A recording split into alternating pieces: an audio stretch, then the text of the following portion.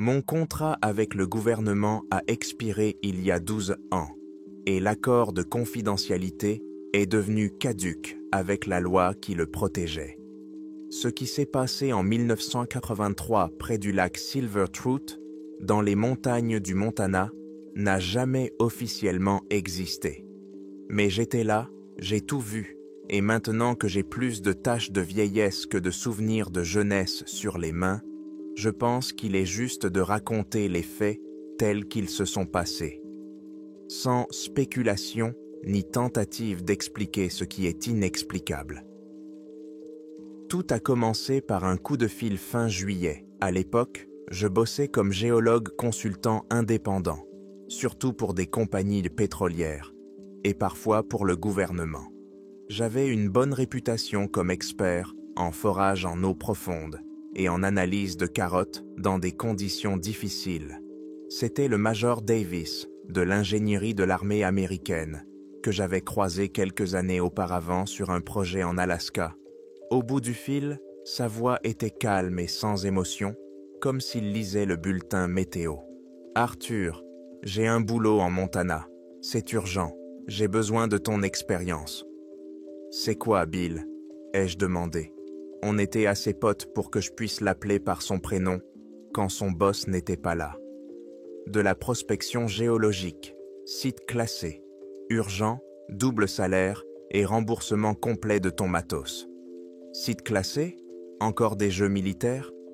Fais juste ton boulot, Arthur. On a besoin d'échantillons de sol provenant du fond d'un lac de montagne.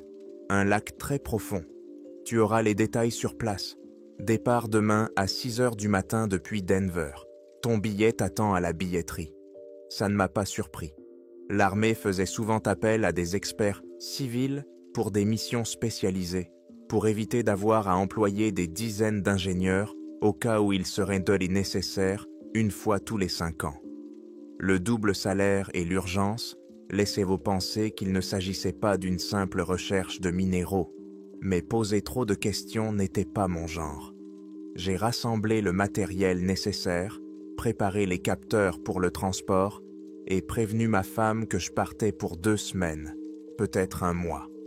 L'endroit où on m'a emmené était une petite vallée coincée entre 2 crêtes sans nom. Le lac Serebriani-Forel n'était pas très grand, peut-être 2 miles de long et 1 mile de large, mais ses eaux bleu foncé, presque noires, laissaient d'eau deviner une profondeur importante. Un campement temporaire avait déjà été installé autour du lac, quelques grandes tentes en toile, un poste de commandement mobile installé sur un camion, un module médical et un périmètre clôturé avec des sentinelles. L'air était pur et froid, ça sentait le pin et la terre humide. Il y avait peu de monde, une trentaine de personnes, principalement des ingénieurs et des militaires, chargés du soutien technique. Aucun signe distinctif sur les uniformes, à part les insignes standards de l'armée américaine. Un isolement total. Le Major Davis m'a accueilli au poste de commandement. Il avait l'air fatigué. « Content que tu sois là, Arthur. Voici ton logement, » dit-il en montrant une petite tente isolée. « Installe-toi, le briefing est dans 1 heure. » Une dizaine de personnes se sont réunies dans la tente du quartier général pour le briefing. Moi, Davis, 2 ingénieurs de l'armée, un capitaine du service médical et quelques autres personnes en civil qui ne m'ont pas été présentées. Une carte bathymétrique du lac était étalée sur une grande table. La profondeur au centre atteignait près de 1200 pieds. C'était anormalement profond pour un plan d'eau de cette taille. Notre mission officielle est de chercher des métaux rares, a commencé Davis en montrant la carte avec un pointeur. On a fait un scan préliminaire avec un sonar et on a trouvé une anomalie. Ici. Il a montré un point presque au centre du lac. Sur l'impression du sonar, il y avait une tache dense et anormalement régulière à cet endroit. On a pensé qu'il s'agissait d'une couche de roche ultra dense. On a commencé à forer. À une profondeur de 30 pieds, sous une couche de limon, la foreuse s'est arrêtée. On a remplacé 3 couronnes de forage par des couronnes diamantées. Résultat, rien. Du métal. Un silence s'est abattu sur la tente. « Quel métal ?» ai-je demandé. « Y a-t-il une anomalie magnétique ?» « Non, » a répondu un des ingénieurs. « Aucun champ magnétique. L'analyse des vibrations et de la réponse acoustique n'a donné aucune correspondance avec un alliage connu. Il absorbe le son. Ta mission, Arthur, c'est de nous aider à examiner en détail la surface de l'objet avec ton matos. On veut comprendre sa forme et ses dimensions. On ne va plus le percer. J'ai passé les 3 jours suivants sur une petite barge que les militaires avaient amenée au lac et assemblée sur la rive. Avec 2 techniciens, on a scanné méthodiquement le fond, carré par carré, à l'aide de mon profilographe de haute précision. L'équipement était capricieux, nécessitait un calibrage constant, mais donnait une image claire. Ce qu'on a vu à l'écran ne ressemblait pas à une couche de roche. C'était un objet. Il avait la forme d'un polyèdre irrégulier, comme un cristal qui aurait poussé dans les profondeurs de la Terre. Il était à peu près de la taille d'une petite maison, environ 50 pieds d'eau de long et 30 de large. La surface n'était pas lisse, mais composée de nombreuses faces planes, reliées entre elles à différents angles. Aucune trace de soudure, de rivet ou de joint. Un monolithe. Mais le détail le plus étrange était les fenêtres. Sur plusieurs faces, le sonar montrait clairement des zones parfaitement rondes et lisses d'environ 3 pieds de diamètre chacune.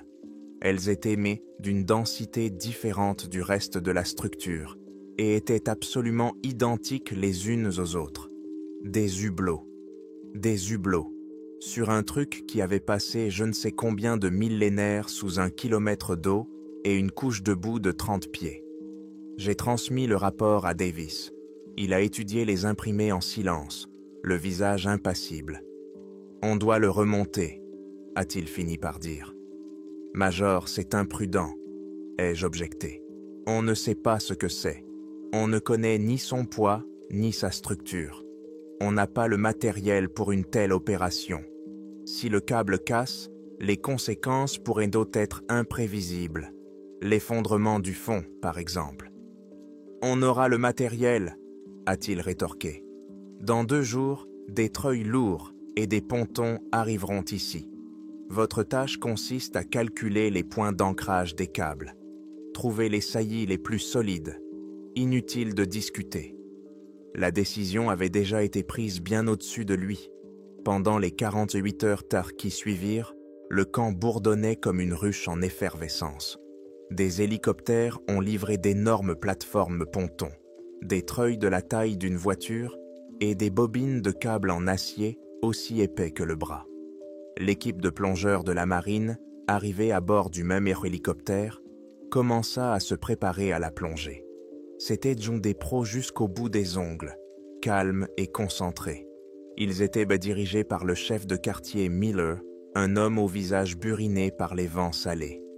Je leur ai indiqué les 3 endroits les plus appropriés, à mon avis, sur la coque de l'objet, où l'on pourrait accrocher les harpons. Miller a étudié attentivement mes calculs, a hoché la tête et a donné l'ordre à son équipe. Leur plongée a duré plusieurs heures. Quand ils sont remontés, Miller a fait son rapport à Davis. L'objet est recouvert d'une épaisse couche de quelque chose qui ressemble à une croûte organique, glissante comme de la graisse. En dessous, il y a du métal. Il est froid, au toucher, même à travers les gants. Anormalement froid. On a fixé les harpons aux endroits indiqués. La structure semble solide. L'opération de levage a commencé à l'aube le lendemain. Les énormes treuils installés sur une plateforme assemblée à partir de pontons ont vrombi bruyamment, poussés par leur moteur diesel. Les câbles ont lentement commencé à remonter. La tension était presque palpable. Tous ceux qui n'étaient pas occupés directement, sur la plateforme, se tenaient sur la rive et regardaient là, l'eau, en silence. Pendant les premières heures, rien ne se passa, à part la lente rotation des tambours des treuils.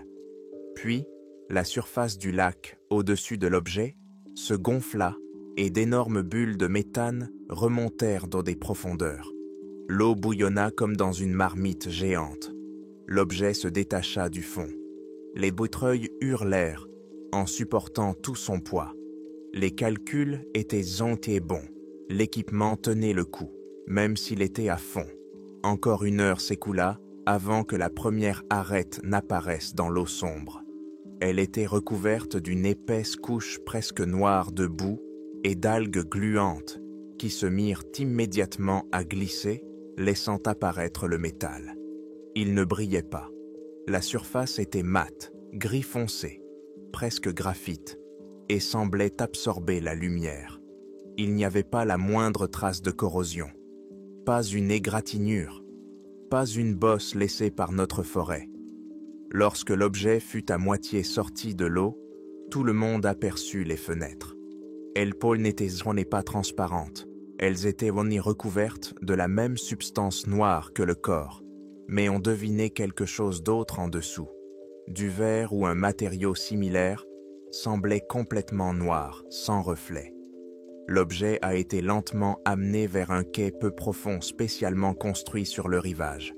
Quand sa base a touché le fond, les moteurs des treuils se sont arrêtés. Pendant quelques minutes, le silence régna, seulement rompu par le clapotis de l'eau et les cris des oiseaux. Puis, un groupe de 4 personnes se dirigea vers l'objet. 2 ingénieurs en combinaison de protection, le chef Miller et le docteur Evans, une biologiste que j'avais déjà vue dans la tente du quartier général. Ils contournèrent prudemment l'objet. Un des ingénieurs a posé un capteur sur la surface. Je me tenais à une 50aine de mètres, à côté de Davis. « Qu'est-ce qu'il y a ?» a demandé le major par radio. « Rien, monsieur. Aucune radiation. La température de surface est de 12 degrés en dessous de la température ambiante. Stable. » Pendant ce temps, le docteur Evans a prélevé un échantillon de la substance noire sur le corps. Elle l'a mis dans un récipient hermétique. Puis, son attention a été attirée par l'un des hublots. Elle s'est approchée. Le chef Miller se tenait à côté d'elle pour la protéger. Elle lui a dit quelque chose et il lui a tendu un large grattoir. Elle fit alors ce qu'il ne fallait surtout pas faire, comme je le compris plus tard. Elle décida de nettoyer l'un des hublots. Lentement, très prudemment, elle passa le grattoir sur la surface du hublot. La masse noire et gélatineuse céda à contre-cœur, glissant vers le bas en couche visqueuse. Ce n'était pas du verre, c'était une sorte de matériau cristallin, transparent, mais avec une teinte sombre et fumée. Et derrière, il y avait quelque chose. Même de là où j'étais, j'ai vu le docteur Evans reculer. Miller s'est avancé et a regardé à l'intérieur. Il est resté figé pendant quelques secondes, puis a lentement levé la main et appuyé sur le bouton de la radio, sur sa poitrine. Sa voix a résonné dans les haut-parleurs du camp, calme, mais avec un léger tremblement. « Major, vous feriez mieux de venir voir ça. Il y a quelque chose à l'intérieur, des restes humains. » Davis m'a tendu les jumelles sans un mot. Je les ai portées à mes yeux. L'image s'est mise au point. Derrière le panneau transparent, dans la lumière blafarde du matin, on pouvait distinguer quelque chose immobilisé dans un fauteuil ou un lit complexe. C'était grand et mince. Il était vêtu d'une combinaison moulante de la même couleur graphite que le corps de l'objet. Le costume semblait avoir fusionné avec le corps à certains endroits. La tête de la créature était allongée, sans trait visible que l'on pourrait qualifier d'humain. Mais le plus effrayant n'était pas ça. La créature n'était pas seule. À côté d'elle, dans un fauteuil identique, en était assise une deuxième, plus petite, et elle était tournée vers le hublot. À l'endroit où aurait dû se trouver son visage, il y avait un trou sombre, comme creusé de l'intérieur. Et sur la face intérieure de la vitre nettoyée, juste en face de ce trou, une tache sombre, presque symétrique, s'estompait, comme si quelqu'un de l'autre côté avait soufflé très fort et très longtemps sur la vitre froide. À ce moment-là, Le docteur Evans a prélevé un autre échantillon, cette fois sur la surface nettoyée du hublot, sur cette même trace sombre. Elle était super excitée. Ses mouvements étaient rapides et précis. Elle disait quelque chose aux ingénieurs en montrant le récipient contenant l'échantillon. C'est à ce moment-là, comme je l'ai appris plus tard dans les rapports que j'ai pu voir, qu'elle a fait la découverte qui lui a coûté la vie, ainsi que celle de 2 autres personnes. Elle a remarqué que la structure cellulaire de la substance visqueuse prélevée sur le fuselage était différente de celle qui se trouvait sur la vitre. La première était inerte, morte. La seconde était active. Elle réagissait à l'oxygène. Elle commençait à se diviser. La panique, c'est le privilège des impréparés. Dans notre camp, il n'y avait pas de panique. Il y avait un ordre. La voix du major Davis, qui retentit sur la radio commune, 1 minute après le rapport de Miller, était parfaitement calme. Il a ordonné au groupe près de l'objet de reculer immédiatement de 100 mètres. Le périmètre autour du quai a été élargi et bouclé par des gardes armés. Toute la zone dans un rayon de 200 mètres autour de la capsule a été déclarée zone de quarantaine de niveau 1 PUM. Le docteur Evans, le chef Miller et les 2 ingénieurs qui étaient avec eux ont été tout de suite isolés dans le module médical. L'objet était dans des eaux peu profondes, massifs, sombres et silencieux. Ce n'était plus une anomalie géologique ou une découverte archéologique. C'était devenu une menace biologique. Les 24 premières heures se sont écoulées dans une attente tendue. Personne ne savait à quoi s'attendre. Les autres ingénieurs et moi avons reçu l'ordre de rester dans la zone résidentielle du camp. On nous a demandé de rédiger des rapports détaillés sur chacune de nos actions au cours des 3 dernières journées, avec qui on avait été en contact, quel équipement on avait touché. C'était la procédure standard du protocole de quarantaine. On recevait toutes les nouvelles par Davis, qui organisait des briefings rapides, toutes les quelques heures pour les cadres supérieurs. Toute l'attention était sur le docteur Evans. Elle bossait dans une section isolée du module médical, transformé en labo temporaire. Elle étudiait un échantillon prélevé sur le hublot. Ses premiers rapports, que Davis nous lisait d'une voix sèche et monotone, étaient inquiétants. La structure cellulaire de la substance était impossible à classer. Ce n'était ni des bactéries, ni des virus, ni des champignons.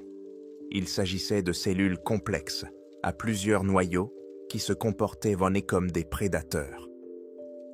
Placées dans une boîte de pétri avec un milieu nutritif, elles ne le consommaient pas.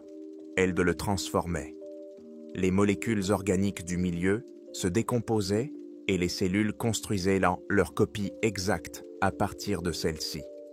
Le processus était super rapide et économe en énergie.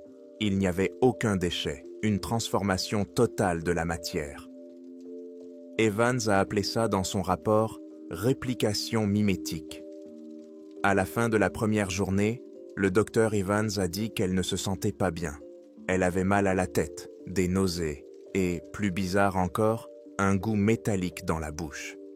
Le capitaine Roberts, le chef des services médicaux, l'a examinée à travers la vitre hermétique de la salle d'isolement. Aucun symptôme visible, à part une légère fièvre. Il a mis ça sur le compte du stress et de la fatigue. On lui a donné de l'aspirine et on lui a dit de se reposer. Le chef Miller et 2 ingénieurs, isolés avec elle dans des cabines voisines, se sentaient bien. Ça donnait un peu d'espoir que seul le contact direct avec la substance était dangereux, et pas le simple fait d'être à proximité. Le lendemain, la situation a commencé à se détériorer. Le matin, Evans ne pouvait plus parler clairement. Son discours était devenu un ensemble de syllabes incohérentes. Elle semblait désorientée, essayait d'écrire quelque chose, mais ses mains ne lui obéissaient pas. Vers midi, elle a commencé à avoir des problèmes respiratoires. Roberts a dit à Davis que ça ne ressemblait pas à un œdème pulmonaire ou à une crise d'asthme. Son centre respiratoire dans le cerveau semblait ne plus fonctionner. Elle respirait de façon irrégulière, avec de longues pauses, comme si son corps avait oublié comment faire. C'est à ce moment-là que le chef Miller a eu son premier symptôme, le même goût métallique. Le camp s'est figé. Il était clair qu'il ne s'agissait pas d'un accident. La menace était irréelle et elle se trouvait déjà à l'intérieur du périmètre. Davis a eu une longue conversation par téléphone satellite avec un supérieur. Après cette conversation, le régime dans le camp s'est durci. Tout le monde a dû faire des analyses de sang. Aucun déplacement entre les zones n'était autorisé sans autorisation spéciale. Le soir du deuxième jour, le docteur Evans a perdu connaissance. Sa respiration était devenue rare et superficielle. Le capitaine Roberts a décidé d'entrer dans l'isolement dans une combinaison de protection chimique complètement hermétique. Il la branla à un respirateur artificiel, mais ça ne servit à rien. Son corps ne réagissait pas. Elle mourut 49 heures après avoir été en contact avec la substance. Silencieusement, sans agonie. Son cœur s'arrêta simplement de battre et son cerveau cessa d'émettre des impulsions électriques. La mort d'un membre de l'équipe a transformé la situation d'urgence en catastrophe. Davis a ordonné à Roberts de procéder immédiatement à une autopsie. C'était un énorme risque, mais ils n'avaient même pas le choix. Il fallait comprendre à quoi ils avaient affaire. Roberts a travaillé toute la nuit. Son rapport lors du briefing du 3e jour était le plus effrayant que j'ai jamais entendu. Il parlait dans le haut-parleur du module médical, sa voix étouffée par son respirateur. « Major, ce n'est pas un agent pathogène. Il n'attaque pas et ne détruit pas les cellules comme un virus ou une bactérie. Il les remplace. » « Qu'est-ce que ça veut dire, capitaine ?» demanda Davis. « Ça veut dire que les poumons du docteur Evans ne sont plus des poumons. À l'œil nu, ils ressemblent à une masse grise et spongieuse. Au microscope, c'est un conglomérat de toutes les cellules qu'elle l'étudiait. Elles ont complètement remplacé ses propres cellules. C'est pareil dans le foie et les reins. Le processus est le plus avancé dans le tissu cérébral, surtout dans le tronc cérébral. Il est presque entièrement transformé. C'est ce qui a causé la mort. Le système nerveux végétatif a lâché. Son corps a arrêté de fonctionner parce que le centre de contrôle a été remplacé par une structure étrangère. Un silence de mort régnait dans la tente du quartier général. Je regardais les visages des ingénieurs et des militaires. Personne ne savait comment réagir. Cela dépassait tout ce à quoi ils avaient été préparés. « Y a-t-il des traces dans le sang ?» demanda Davis. « Non. Il n'y en a pas dans le sang de ces cellules.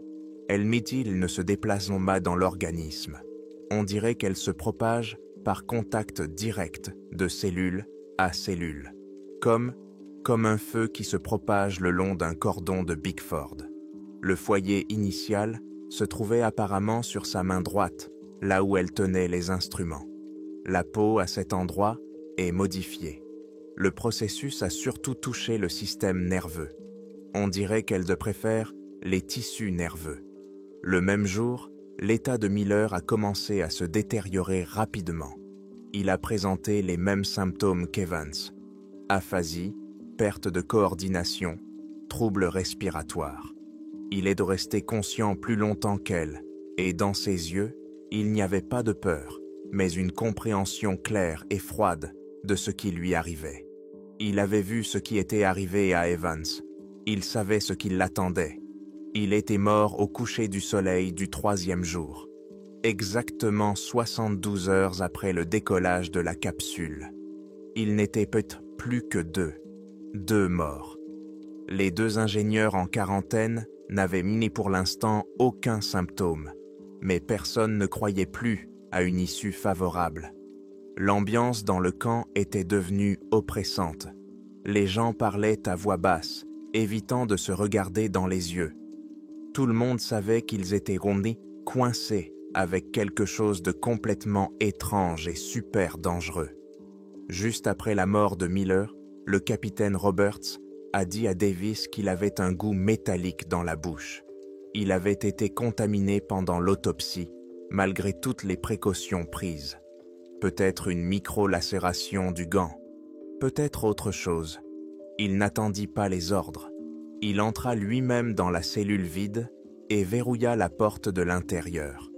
Il était le troisième. Sa mort fut la plus rapide. Son organisme affaibli par la fatigue capitula en moins de 24 heures. Il est mort tôt le matin du 4e jour. 3 morts en un peu plus de 3 jours.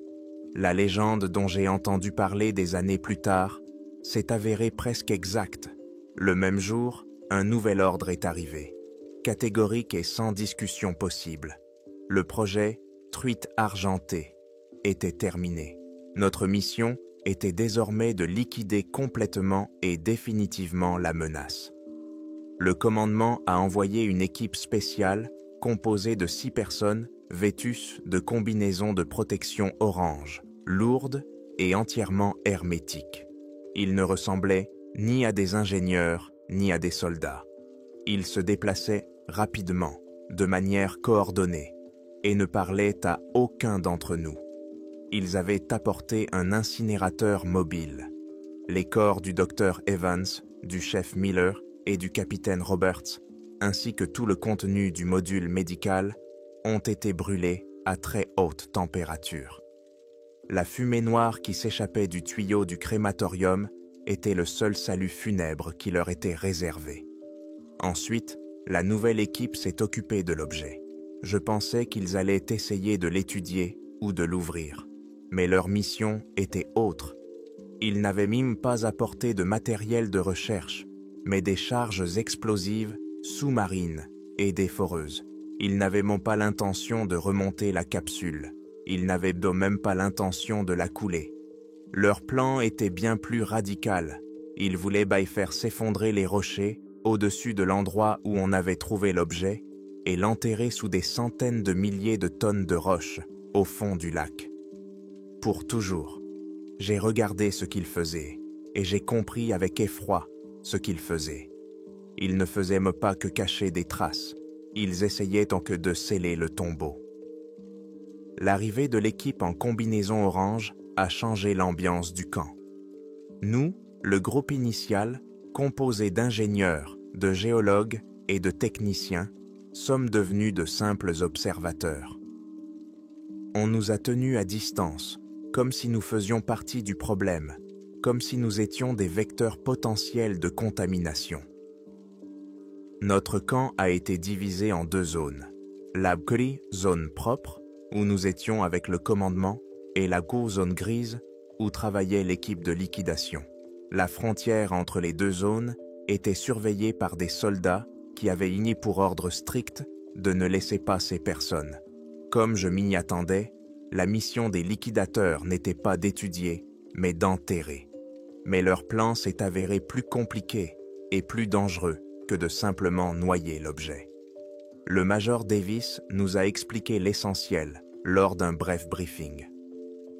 Premièrement, ramener la capsule au fond du lac. Deuxièmement, provoquer une explosion dirigée et faire s'effondrer sur elle un éboulis rocheux de la rive est. L'idée était de créer un sarcophage multicouche, de l'eau, de la vase, puis des centaines de milliers de tonnes de roches. D'un point de vue technique, c'était complètement dingue. Impossible de prédire comment la structure géologique de la vallée allait réagir après une telle intervention. Ça aurait pu changer la hydrologie de toute la région et provoquer des éboulements ailleurs. J'ai fait part de mes craintes à Davis. Il m'a écouté sans m'interrompre, puis il a répondu « Arthur, vos craintes sont notées et seront consignées dans le rapport. Mais un ordre est un ordre. Nous partons du principe que le risque lié au contenu de la capsule est infiniment plus élevé que le risque d'instabilité géologique. J'ai compris qu'il était inutile de discuter. La décision n'avait pas été prise, ici. On n'était que les exécutants du dernier acte de cette tragédie. Le premier problème auquel les liquidateurs ont été confrontés était de savoir comment couler l'objet. Il était hermétique. Pour qu'il coule, il fallait y faire un trou.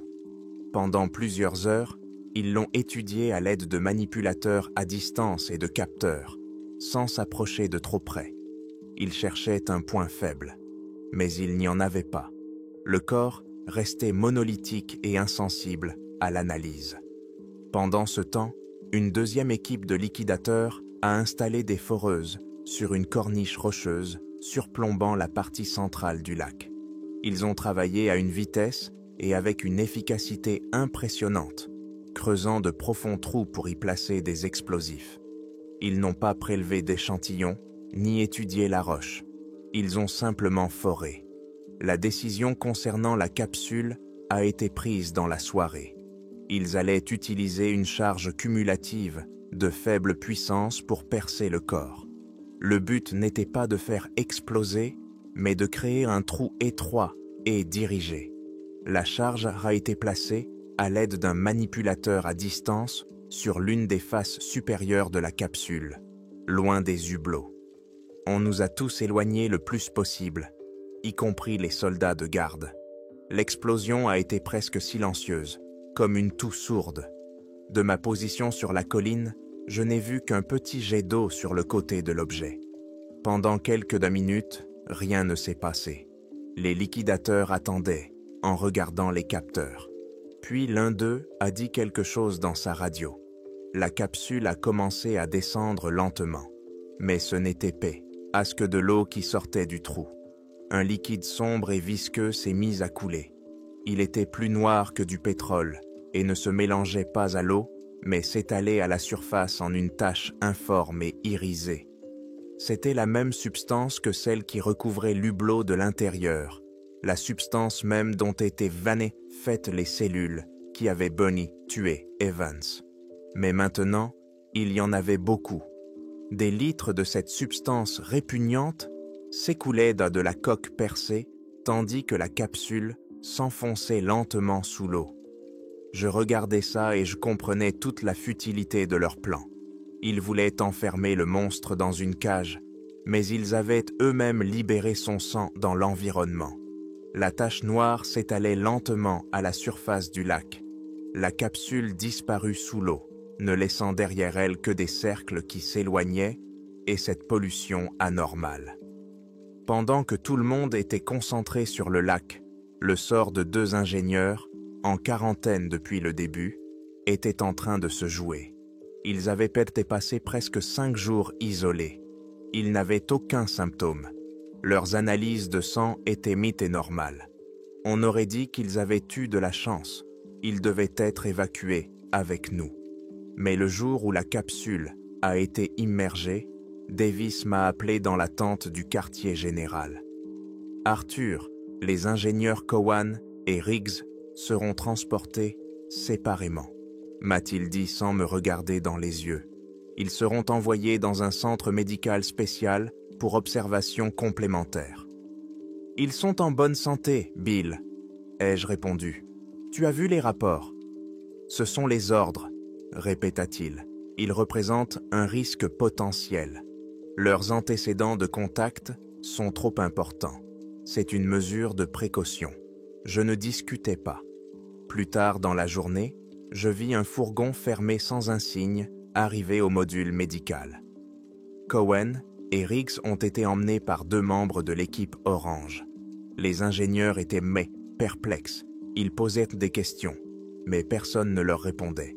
Ils ont été mis dans le fourgon, qui a pris la seule route menant hors de la vallée. Je n'ai plus jamais entendu parler de ces personnes, ni de ce qu'elles sont devenues. Dans le rapport final, que j'ai finalement été autorisé à signer, elles étaient répertoriées comme transférées vers un autre site. Le 6e jour, tout était prêt pour la finale. Les fosses étaient remplies d'explosifs.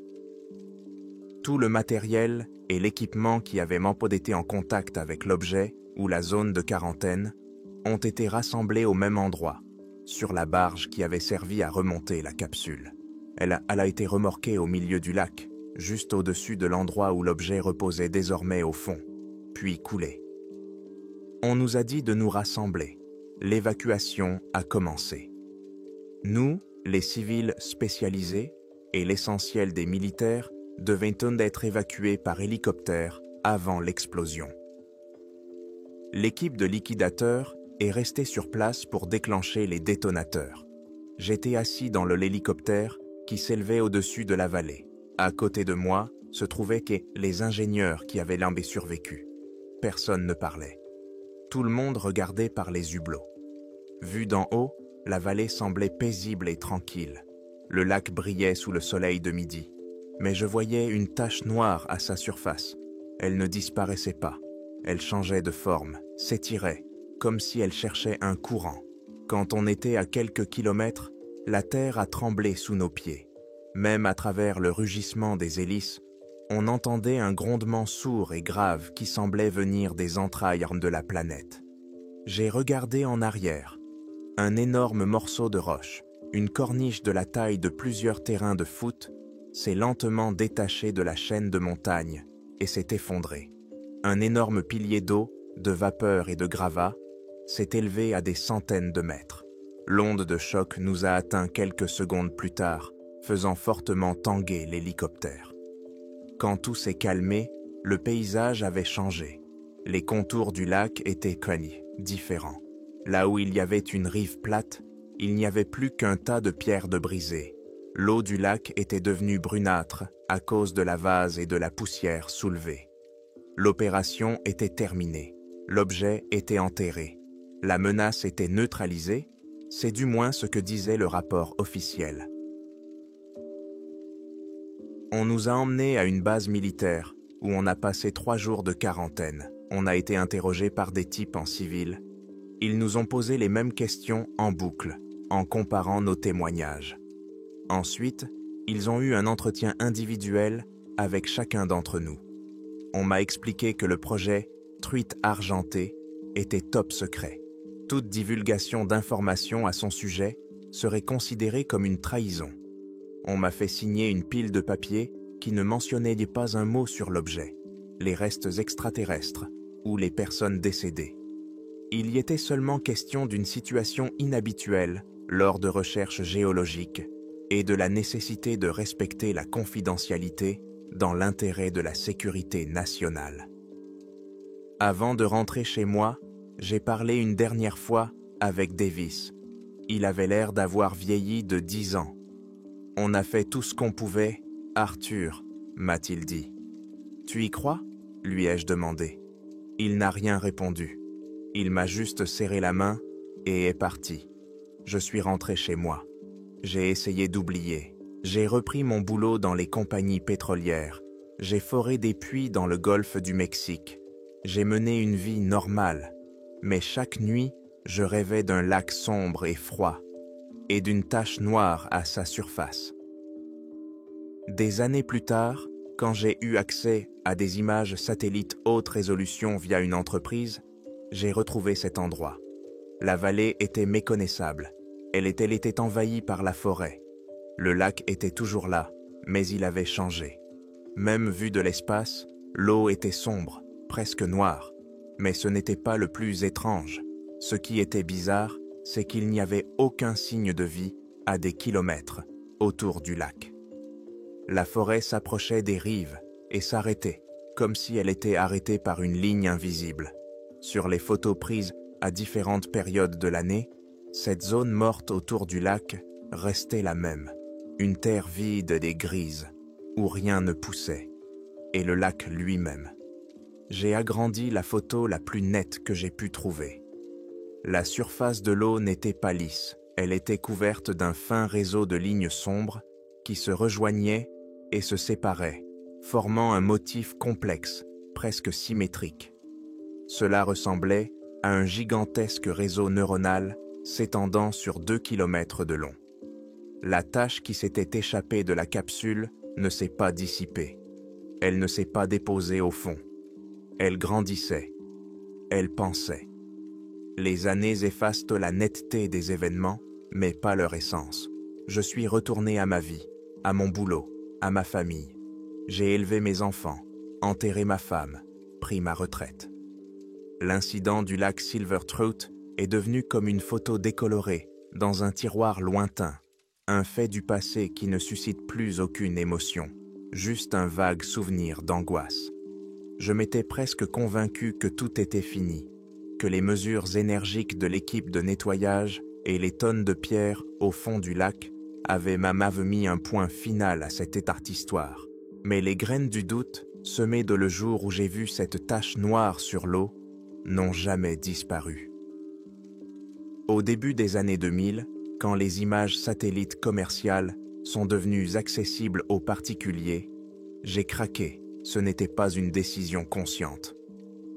Un soir, alors que je bossais sur un projet de conseil, j'ai juste tapé les coordonnées de cette vallée dans le moteur de recherche du système de cartographie. Au début, je n'ai rien vu d'inhabituel. La vallée était très envahie par la végétation.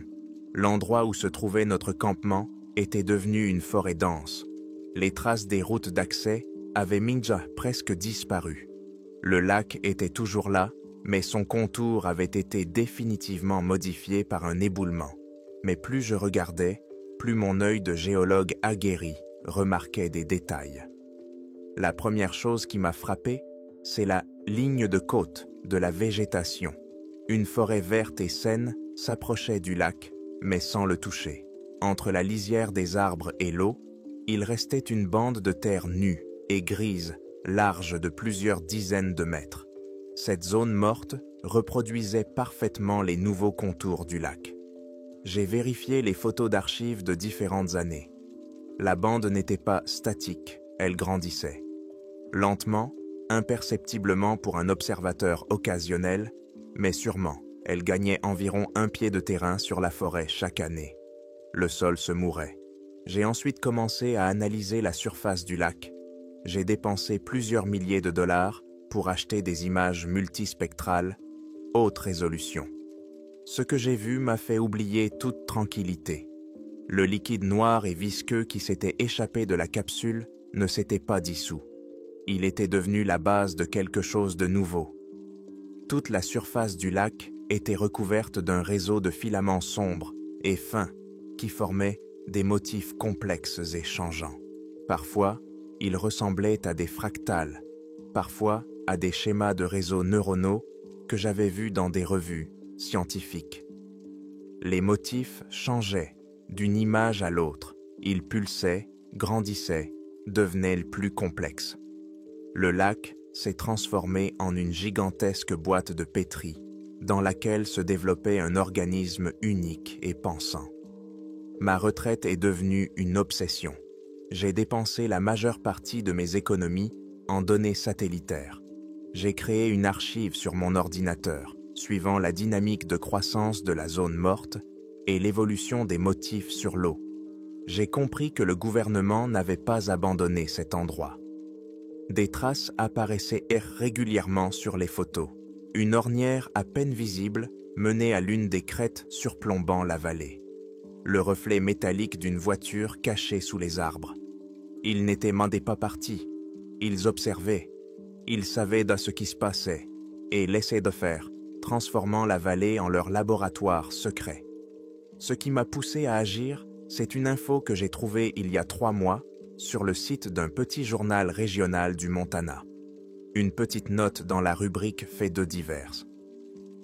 Dans la petite ville de Piper Creek, à une 60aine de kilomètres au sud-est de la vallée, une épidémie bizarre avait éclaté. 10 personnes en 2 mois. Les symptômes: perte progressive de la mémoire, troubles du langage, arrêt des fonctions végétatives. Les médecins locaux étaient perplexes. Le Centre de contrôle des maladies a envoyé une équipe, mais n'a trouvé aucun agent pathogène connu. J'ai sorti mes cartes géologiques. Mon cœur s'est mis à battre à toute vitesse. Piper Creek était sur une rivière alimentée par un réseau souterrain. Ce réseau prenait sa source dans le massif montagneux où se trouvait le lac Silver Throat. 40 ans avaient passé. Pendant 40 ans, le poison s'était lentement infiltré à travers les fissures de la roche, créées par l'explosion. Il avait atteint les nappes phréatiques. Il s'était propagé au-delà de la vallée. J'ai compris que je devais y retourner. Je ne savais pas pourquoi. Je n'avais pas de plan. mais j'étais le seul témoin vivant, parmi ceux qui étaient en liberté, à connaître la cause première. Ce n'était pas une question d'héroïsme, c'était une nécessité de boucler la boucle, de voir de mes propres yeux ce que j'avais observé depuis une altitude de 320 km au cours des 20 dernières années. Je me suis envolé pour Bowlings, où j'ai loué un pick-up 4x4. Dans un magasin de tourisme, j'ai acheté du bon matos, une tente, des provisions pour une semaine et des jumelles puissantes. Je n'étais plus le même homme qu'en 1983. L'ascension des pentes était difficile. Je sentais chaque kilomètre, chaque année passée. J'ai pris des chemins détournés, en utilisant d'anciennes routes forestières et mes propres cartes pour éviter de croiser les observateurs du gouvernement. Le 3e jour, j'ai atteint la crête que je cherchais, celle d'où on nous avait évacués avant l'explosion. J'ai installé mon campement à quelques centaines de mètres de la crête, en camouflant ma tente. J'ai rampé jusqu'au point d'observation, comme on m'avait appris lors des briefings de sécurité il y a des années. Et j'ai vu la vallée. La vue depuis l'orbite ne rendait pas justice à ce que je voyais en vrai. Le silence, un silence absolu, oppressant. Pas un chant d'oiseaux, pas un bourdonnement d'insectes, pas un bruissement de feuilles. Le son était mort dans cette vallée. La zone morte autour du lac n'était pas simplement de la terre grise. Le sol était recouvert d'une fine croûte craquelée, semblable à de la boue séchée. Les arbres à sa lisière étaient tordus, avec des branches noircies et mortes du côté du lac, et le lac lui-même. L'eau était épaisse et noire comme de la goudron. Elle ne reflétait pas le ciel, elle absorbait la lumière et les motifs. Ce n'étaient pas simplement des lignes à la surface. Les filaments sombres étaient en 3D.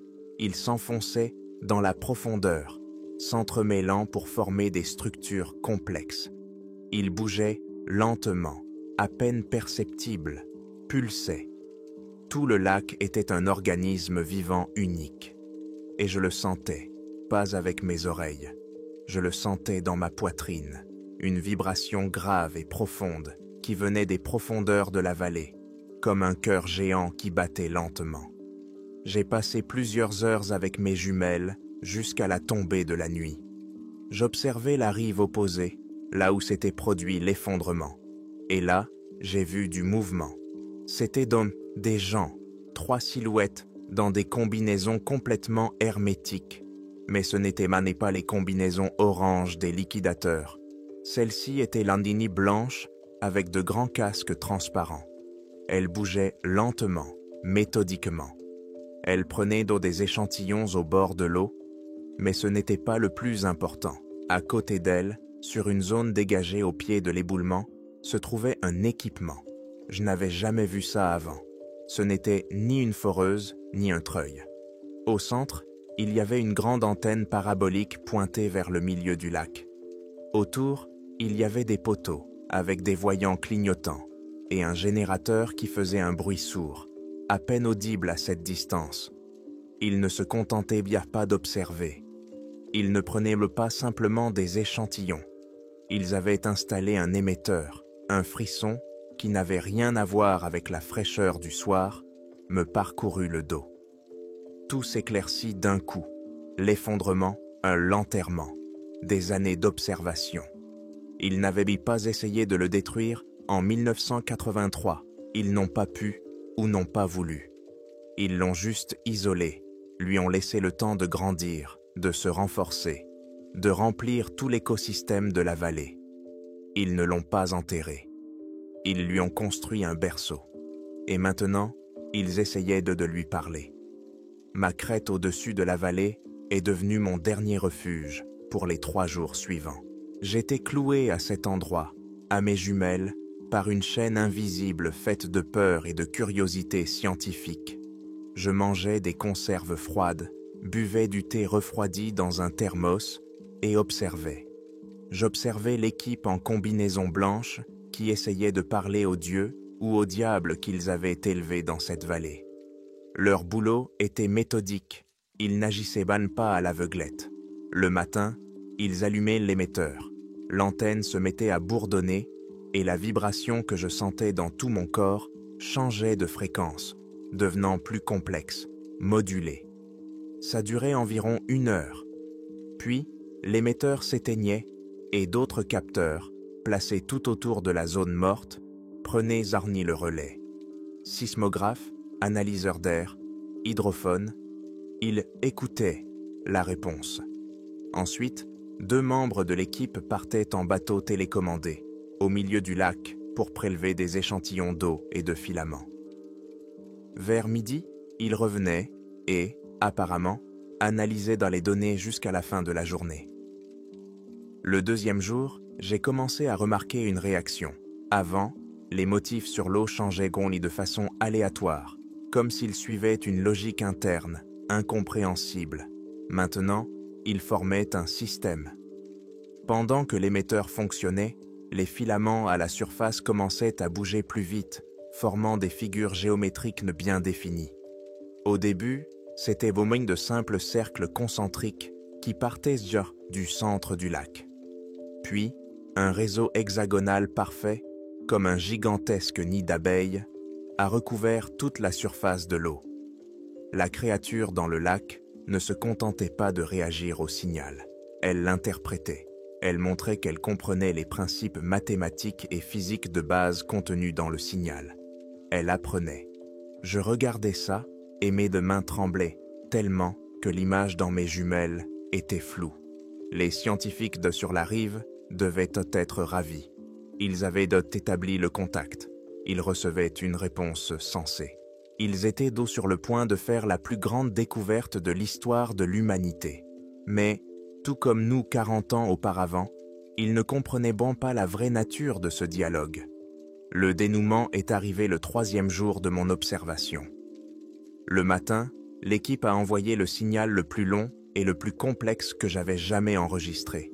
Après ça, le lac s'est figé. Pour la première fois depuis le début, les motifs ont complètement disparu. La surface est devenue lisse et noire comme de l'obsidienne. Même les vibrations à basse fréquence ont cessé. Sur l'autre rive, l'équipe en combinaison blanche s'agitait. Ils ne s'attendaient clairement pas à une telle réaction. Le calme dura environ 10 minutes, puis ça commença. Des filaments noirs s'élevèrent lentement du centre du lac. Ils se déplaçaient avec une précision incroyable, comme s'ils étaient guidés par un esprit invisible. Ils commencèrent à s'entremêler pour former une nouvelle figure. Ce n'était pas de la géométrie, c'était de la biologie. Sous mes yeux, à la surface du lac large d'1 kilomètre, une créature a construit à partir d'elle-même un modèle parfait et gigantesque de double hélice, une molécule d'ADN. L'ADN humain. Je l'ai reconnu sans hésiter grâce à tous les schémas que j'avais vus dans les livres. L'équipe sur la rive était figée. Ils regardaient ça comme moi. Puis, à côté de la première spirale, les filaments en ont formé une 2e. Elle ressemblait à la première, mais était plus complexe, avec des brins supplémentaires et une structure de spire plus dense. C'était son propre ADN. Sa réponse. Il n'avait pas simplement dit « je vous comprends ». Il a dit « je vous ai analysé ». Et puis, la dernière chose s'est produite. L'image de sa spirale s'est lentement déplacée vers l'image humaine. Elles se sont touchées et la structure étrangère a commencé à s'entremêler avec la nôtre. Elle ne s'est pas simplement placée à côté. Elle a commencé à remplacer des segments entiers de l'ADN humain, rompant les anciennes connexions et en formant de nouvelles. C'était une démonstration, claire, sans erreur possible.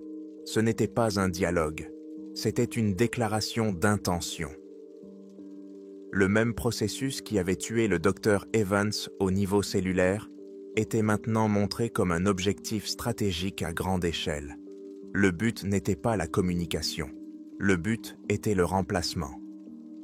À ce moment-là, j'ai tout compris. J'ai baissé mes jumelles, il n'y avait plus ni peur ni surprise, seulement une froide lucidité absolue. Je savais comment tout cela allait finir.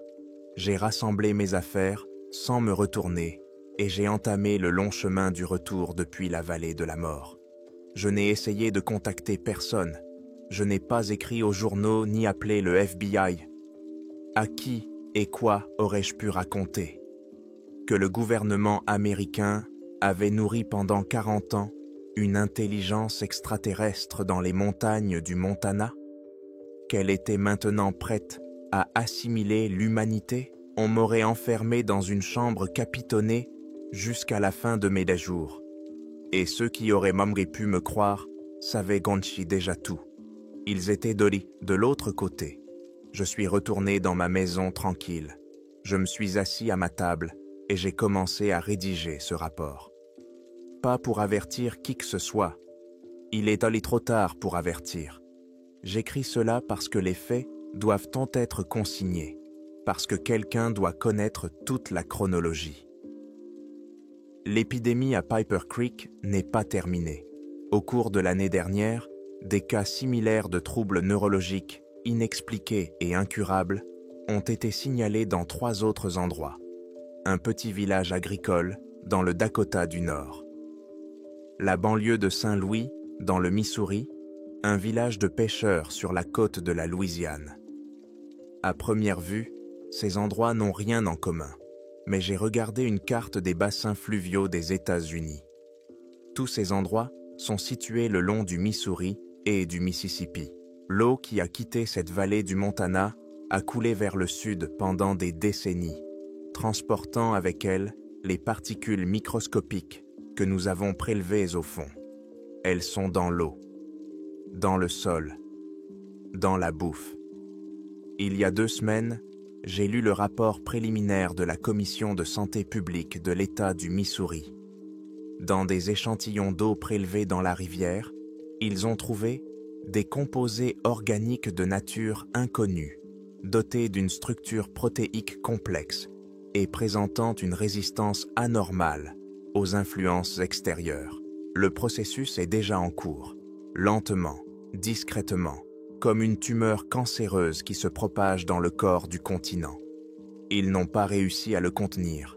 Maintenant, il est partout, et il apprend, et nous sommes son milieu nutritif.